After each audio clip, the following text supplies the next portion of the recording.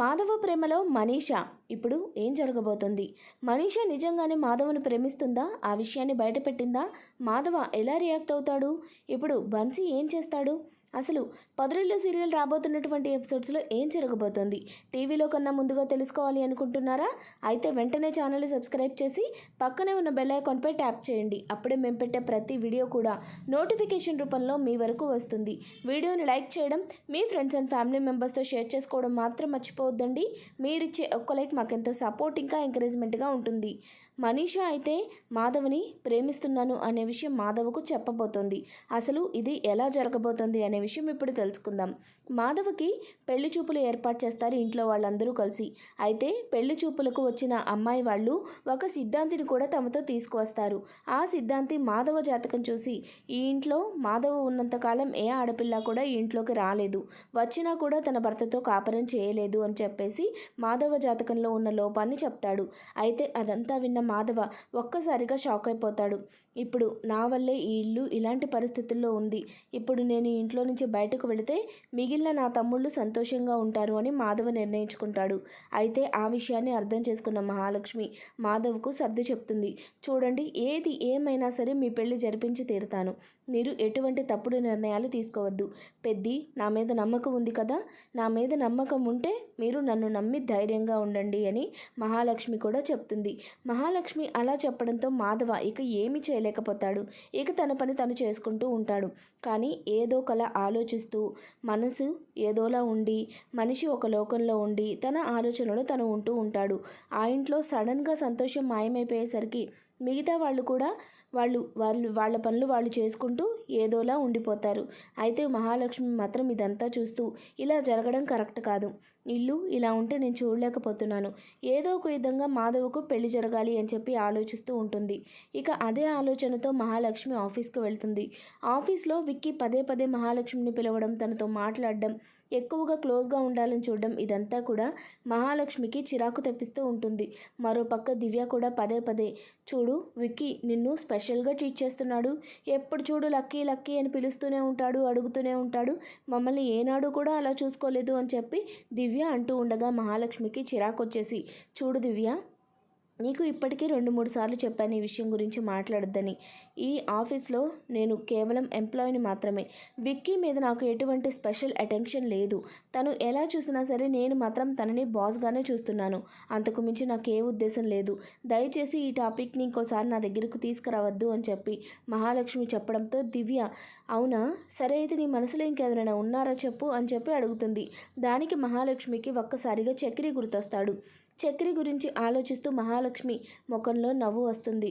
అంటే నువ్వు ఎవరినో ఇష్టపడుతున్నావు, ఎవరు చెప్పు చెప్పు అని చెప్పి దివ్య కూడా మహాలక్ష్మిని ఆట పట్టిస్తూ వదలకుండా అడుగుతూనే ఉంటుంది.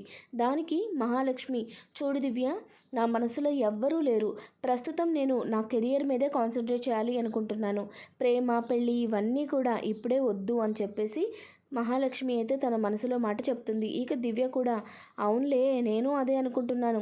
ఇప్పుడే నీ మనసులో ఎవరైనా ఉన్నారు అంటే నీ ముఖంలో ఏమో సిగ్గు కనపడింది, అంతలో అడుగుతుంటే నువ్వు ఏమీ లేదని చెప్తున్నావు.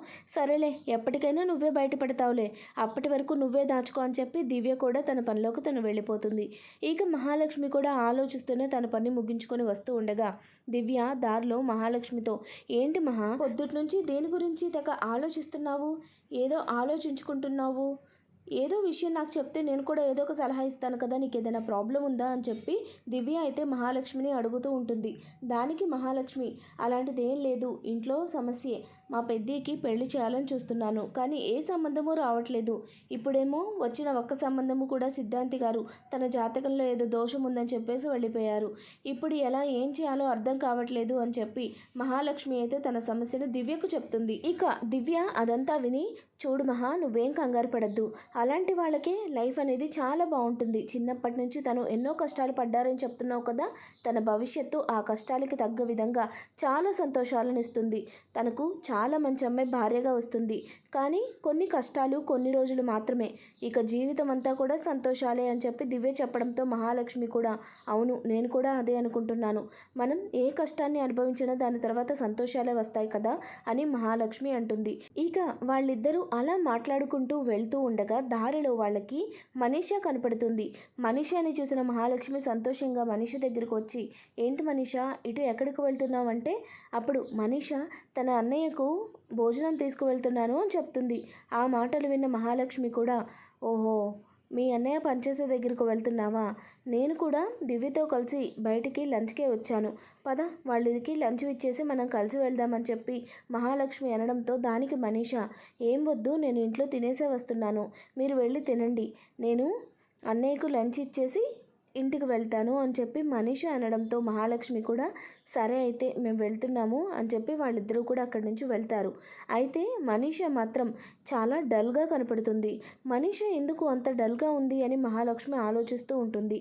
ఇక మనీష పని దగ్గరకు వెళ్ళి బన్సీకి లంచ్ ఇవ్వగా అక్కడే మాధవ ఉంటాడు.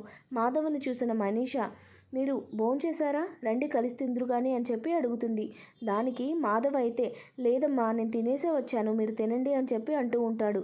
అయితే మనీషా మాత్రం చాలా బాధగా ఉండడం చూసి ఏంటి మనీషా ఎందుకు అలా ఉన్నావు, మీ ఇంట్లో అన్ని సమస్యలు సెట్ అయినట్టేనా అని చెప్పి అడుగుతాడు. దానికి బన్సీ లేదన్నా మనీషాకి ఖచ్చితంగా పెళ్లి చేయాల్సిందే అని మా ఇంట్లో వాళ్ళు పట్టుబట్టారు, నన్ను అక్కడికి తీసుకురమ్మని ఫోర్స్ చేస్తున్నారు, మనీషా నేను ఎంతగా చెప్పినా కూడా వాడికే ఇచ్చి పెళ్లి చేయాలని చూస్తున్నారు, నేను అంతకుముందు చెప్పాను కదా మా బావ గురించి, ఇప్పుడు వాడితోనే పెళ్లి చేయాలని వారు డేట్ కూడా ఫిక్స్ చేశారు అని చెప్పి బన్సీ అయితే చెప్తాడు.